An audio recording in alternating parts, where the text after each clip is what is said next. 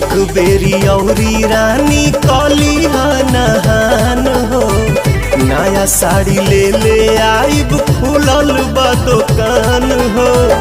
नलवा के पानी हटे बुझना फ्रिज के, जाए दिन सैया सर्दी धोली